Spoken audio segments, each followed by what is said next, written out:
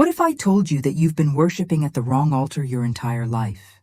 What if everything you've been taught about what deserves your devotion, your energy, your reverence, has been leading you further away from the very thing your soul is desperately seeking?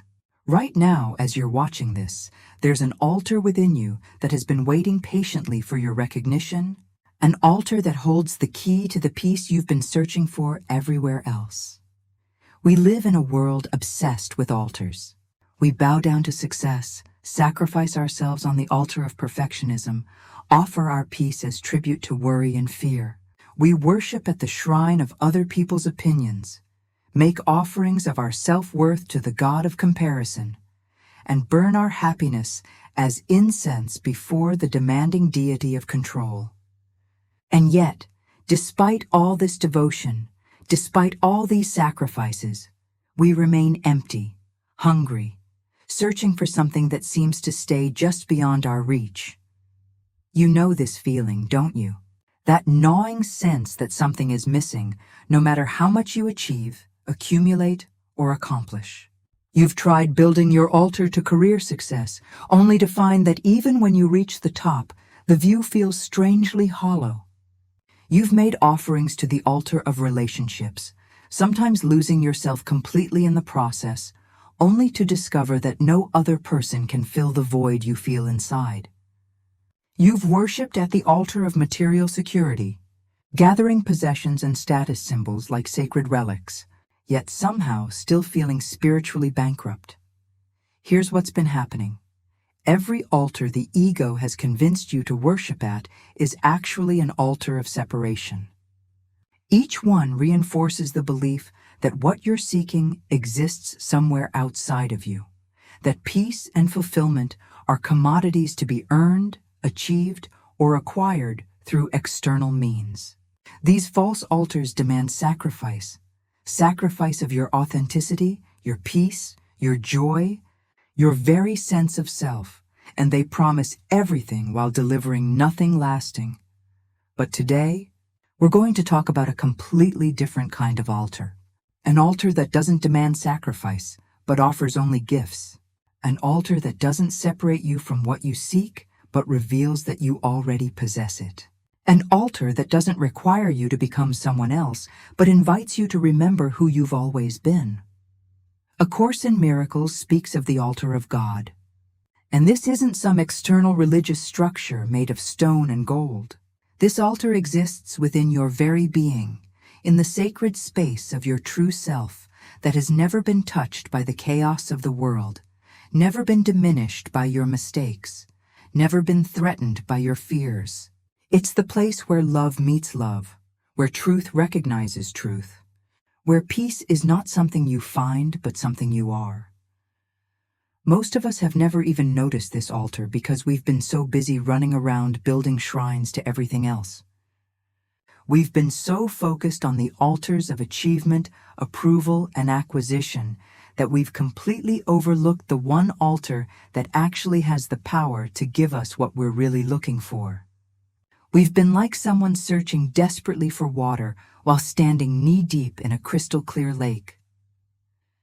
The beautiful thing about the altar of God is that it requires no construction, no maintenance, no elaborate rituals or complex theologies.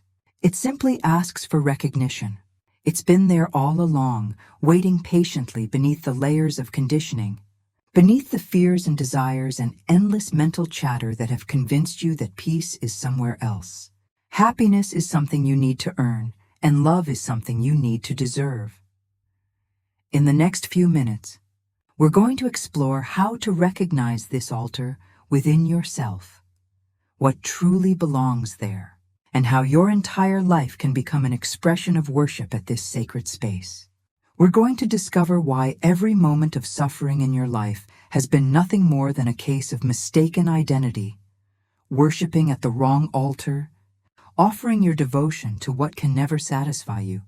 But before we dive deeper, I want you to take a moment right now and simply acknowledge the possibility that everything you've been seeking already exists within you. Just consider the idea that the peace you've been chasing, the love you've been craving, the wholeness you've been trying to achieve, might not be destinations to reach, but rather your natural state to remember. This recognition changes everything. Are you ready to discover the altar that's been waiting for you all along? Recognizing the true altar within. Here's something that's going to blow your mind. You've been carrying around the most sacred space in the universe your entire life, and you didn't even know it was there.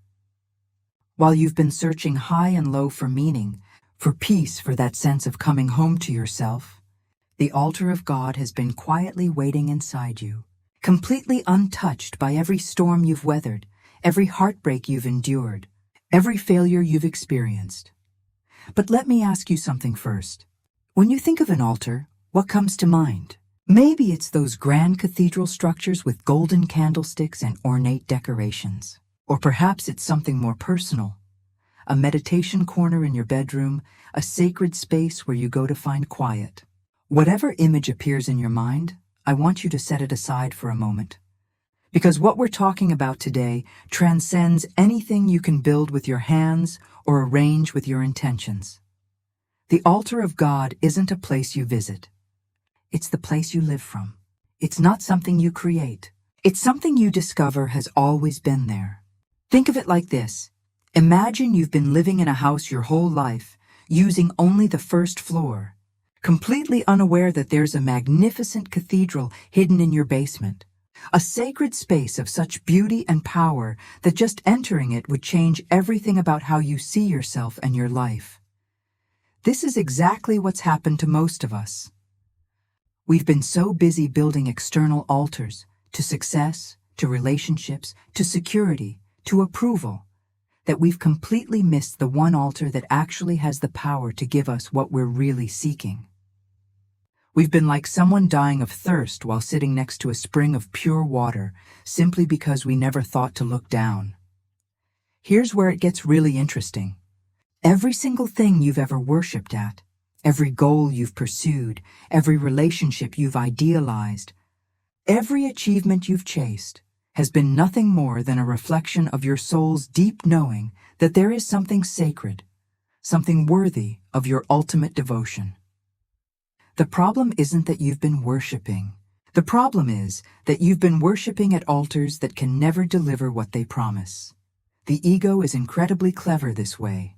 It takes your natural impulse toward the sacred and redirects it toward everything except the one place where satisfaction actually exists. It's like a spiritual con artist, constantly selling you counterfeit versions of what you already possess. The ego says, worship your career and you'll find purpose.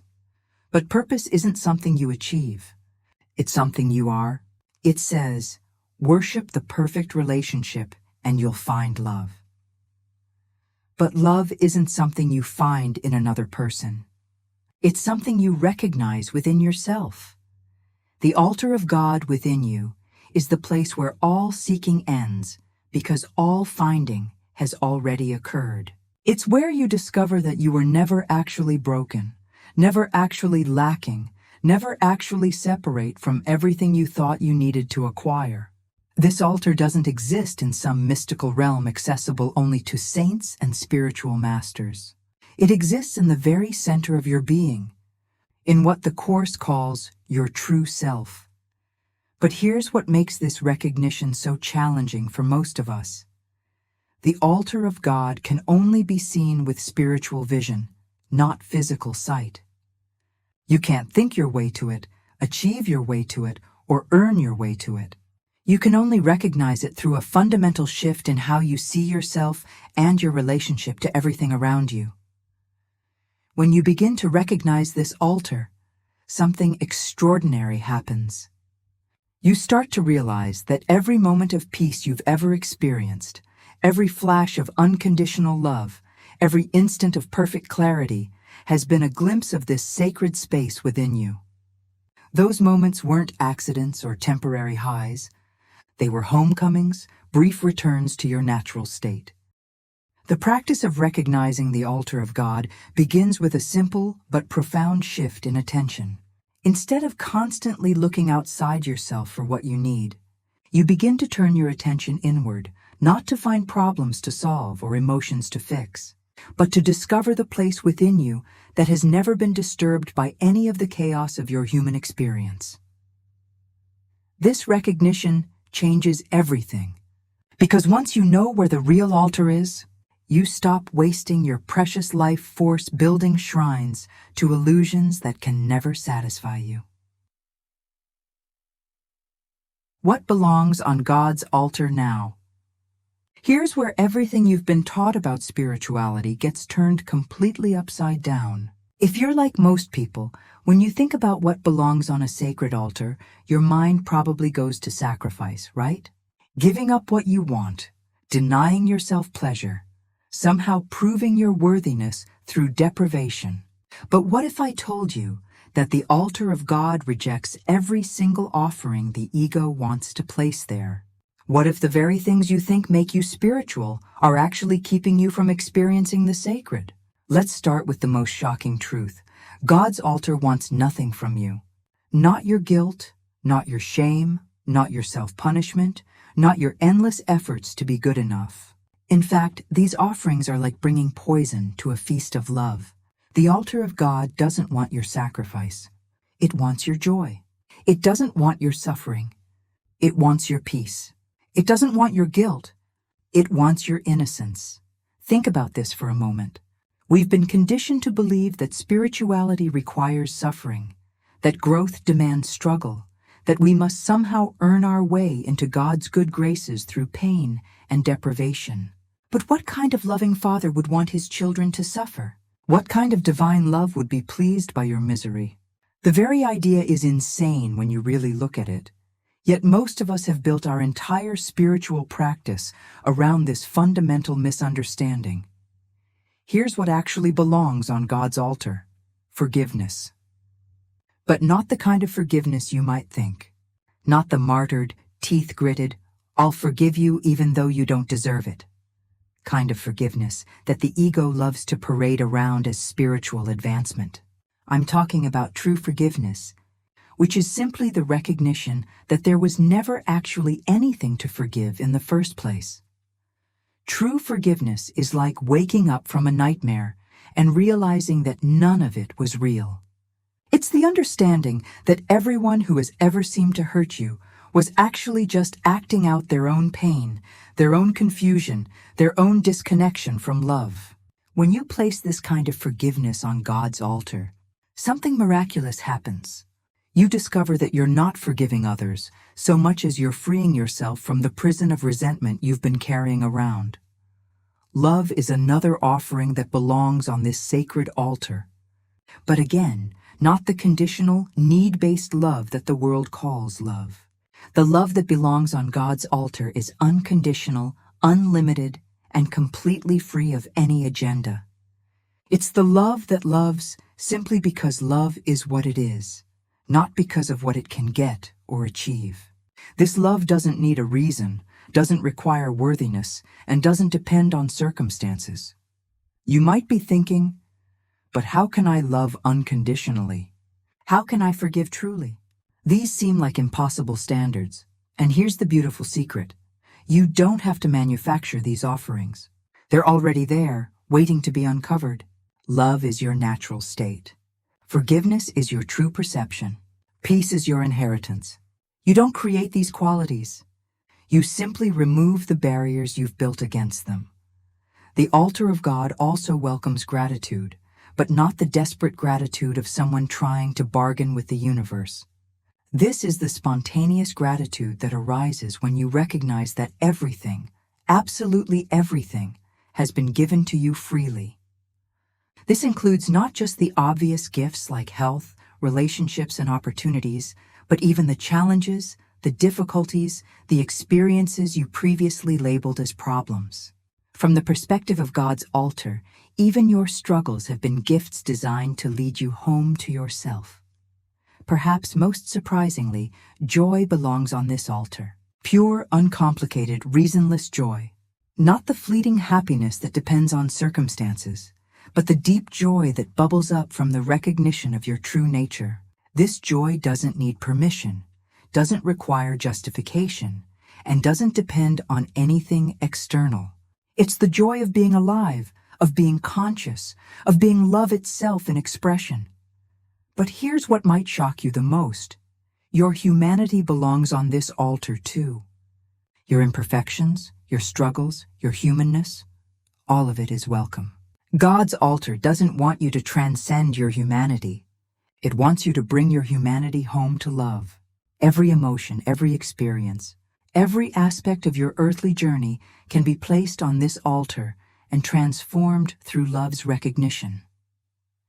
The ego will try to convince you that you need to clean yourself up before approaching this sacred space, that you need to become worthy, perfect, enlightened. But this is exactly backwards. You come to the altar as you are, with all your messiness and confusion, and love does the cleaning. You don't fix yourself and then find God. You find God and discover you were never broken. When you begin to understand what truly belongs on God's altar, your entire life becomes an offering of love, and every moment becomes an opportunity to place something sacred before the divine presence within you. Living from the altar of God. And now we arrive at the most transformative part of this entire journey, discovering how to live your daily life as a continuous offering of love, how to transform every ordinary moment into an act of worship at the sacred altar within you. This isn't about becoming a monk or abandoning your responsibilities. It's about recognizing that there's no separation between the sacred and the mundane when you're living from the altar of God. Here's what most people miss. They think spirituality is something you do for 30 minutes in the morning and maybe another 30 minutes before bed. They compartmentalize the sacred, setting aside special times and special places for their connection with the divine. But what if I told you that washing dishes could be as sacred as prayer? What if driving to work could be as holy as meditation?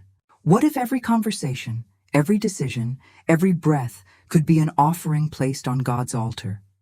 Living from the altar of God means recognizing that there are no ordinary moments. Every interaction becomes an opportunity to extend love instead of fear. Every challenge becomes a chance to choose peace over conflict. Every decision becomes a question. What would love do here? This isn't about becoming perfect. It's about becoming conscious of the choice that's always available to you in every single moment. Let me give you something practical you can start using immediately. Begin to see every person you encounter as a fellow worshiper at the same altar. That difficult coworker isn't your enemy. They're another expression of divine love who has temporarily forgotten their true nature. That rude cashier isn't someone to judge. They're a sacred being calling out for the love they've lost touch with. When you start seeing people this way, something miraculous happens. You stop reacting to their behavior and start responding from your true nature. But here's where it gets really beautiful. Living from God's altar means that your very presence becomes a blessing to everyone around you. You don't have to do anything special or say anything profound. Just being genuinely peaceful, authentically loving, and truly present becomes a gift to the world. You become like a tuning fork for love, helping others remember their own sacred nature simply by embodying yours. This way of living transforms absolutely everything. Your work stops being just a job and becomes a way of serving love in the world. Your relationships stop being about getting your needs met and become opportunities to practice unconditional love. Your challenges stop being problems to solve and become invitations to deepen your trust in the divine plan that's always unfolding perfectly. The ego will resist this transformation, of course. It will tell you that this is impractical, unrealistic, naive. It will whisper that you need to protect yourself, that you can't trust people, that the world is too dangerous for this kind of openness. But every time you choose love over fear, every time you respond from the altar instead of reacting from the ego, you discover that love is actually the most practical force in the universe. Living from God's altar also means trusting that everything you need will be provided, not through magical thinking or wishful hoping, but through the recognition that when you're aligned with love, you're aligned with the creative force of the universe itself. Opportunities appear, resources manifest, solutions emerge, not because you're manipulating the world, but because you're flowing with the natural order of love. Here's your daily practice. Before you get out of bed each morning, take a moment to remember the altar within you. Feel into that sacred space where love lives, where peace resides, where your true self dwells. Then set the intention to live from that place throughout your day. When you catch yourself reacting from fear, simply pause and ask, how would I respond if I were living from God's altar right now? The most beautiful thing about this way of living is that it doesn't require years of spiritual study or complex techniques. It simply requires your willingness to remember, moment by moment, who you really are. Every time you choose love, you're making an offering. Every time you extend peace, you're placing a gift on the altar. Every time you see past someone's behavior to their true nature, you're worshiping at the sacred space within you. And as you do this, something extraordinary happens. You begin to realize that you're not just visiting the altar of God occasionally, you're living there permanently. The sacred space isn't somewhere you go, it's where you are. The altar isn't something you approach, it's what you are. What an incredible journey we've taken together today. If you've stayed with me until this very moment, something in your heart recognizes the truth of what we've explored. That recognition isn't an accident. It's your own divine nature calling you home to yourself. I want to thank you deeply for bringing your open heart and curious mind to this exploration. I know that stepping away from conventional ideas about spirituality and sacrifice isn't always easy, but your willingness to consider that there might be a completely different way to live, a way that honors the sacred altar within you, is itself a beautiful offering of love. The concepts we've shared today aren't just philosophical ideas to contemplate. They're living truths waiting to be experienced in your daily life. Starting right now, you have the opportunity to transform every moment into an act of worship, every interaction into an offering of love, every choice into a recognition of the sacred altar that lives within you. I invite you to experiment with this new way of seeing and being. Begin small, maybe with the next person you encounter, the next decision you make, the next moment when you could choose peace over conflict. Notice what happens when you live from this sacred space instead of from fear. Pay attention to how differently people respond to you when you're operating from love rather than defense. If this message has touched something deep within you, please share it with someone who might be ready to discover their own sacred altar. Give this video a thumbs up if it's helped you remember something important about who you really are, and subscribe to continue this journey of awakening together. Remember that you're not alone on this path. Every time you choose to live from God's altar, you're joining an invisible communion of souls who are remembering their true nature. You're contributing to the healing of our world simply by being willing to love without conditions, to forgive without reservations, and to live from the sacred space within you. Most importantly, be gentle with yourself as you practice this new way of being. The altar of God within you has infinite patience, unlimited compassion, and endless love for every step of your journey, including the missteps, the forgetting, and the times when you choose fear over love. You are more sacred than you know, more loved than you can imagine, and more powerful than you've ever dared to believe. The altar of God within you is real, it's accessible, and it's waiting for you to come home to yourself. Until we meet again, may you live every moment as the sacred offering it truly is.